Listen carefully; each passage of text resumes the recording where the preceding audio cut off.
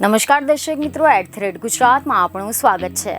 ગુજરાતમાં લોકસભાની ચૂંટણીનું મતદાન પૂર્ણ થતાની સાથે જ હવે ક્ષત્રિય સંકલન સમિતિમાં તડા પડ્યા હોય તેવું લાગી રહ્યું છે, કારણ કે રૂપાલાના નિવેદનનો વિરોધ કરનાર ક્ષત્રિયો વચ્ચે હવે અંદરો-અંદર વિવાદ શરૂ થઈ ગયો છે। પદ્મિની વાડા બાદ વધુ એક આગેવાનનો મોહભંગ થયો છે।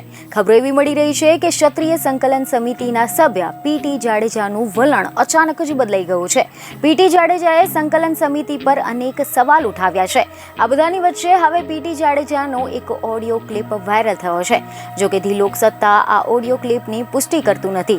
તમે જણાવી દઈએ કે આ વાયરલ ઓડિયો ક્લિપમાં પીટી જાડેજાએ સંકલન સમિતિનો પર્દાફાશ કરવાની ચીમકી ઉચ્ચારી હતી। પીટી જાડેજાના વાયરલ વિડીયોમાં એવું કહી રહ્યું છે કે સંકલન સમિતિ ગદ્દાર છે અને રહેવાની જ છે। સંકલન સમિતિની ગદ્દારીના મારી પાસે અનેક પુરાવા છે। એક સભ્યોને ખુલ્લા પાડીશ। સમાજને નથી ખબર કે તમે શું કર્યું છે। સંકલન સમિતિને શેકેલો પાપડ પણ ભાંગતો નથી। ખુલ્લેઆમ મેદાને આવું છું। સમાજની જરૂર છે। સંકલન સમિતિ મારી સાથે નથી। શું કામ નથી કરી રહી એ હું તમને બતાવીશ। પહેલા તો મેં રાજીનામું આપવાનું કીધું હતું, આપ્યું નથી અને આપવાનો પણ નથી।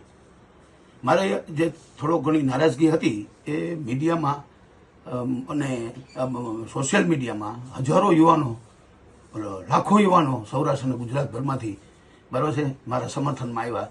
સંકલન સમિતિ સમર્થનમાં ન આવી એટલે મારો થોડો નારાજગી હતી, એ નારાજગી મેં વ્યક્ત કરી છે। હું રાજીનામું આપવાનો નથી, રાજીનામું આપીશ નહીં। આ સંકલન સમિતિ છે, કાયમ રહેશે અને જે આનાથી મજબૂત બનશે।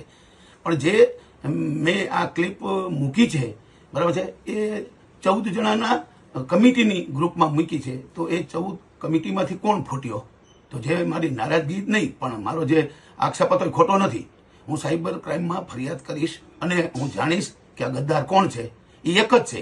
એટલે મને સંકલન સમિતિના બધાના ફોન આવ્યા કે ભાઈ એક જ વ્યક્તિ છે તો આપણે એને ખુલ્લો પાડશું અને સંકલન સમિતિમાં જે આવી રીતે જોડાયેલા છે એને આપણે દૂર કરશું।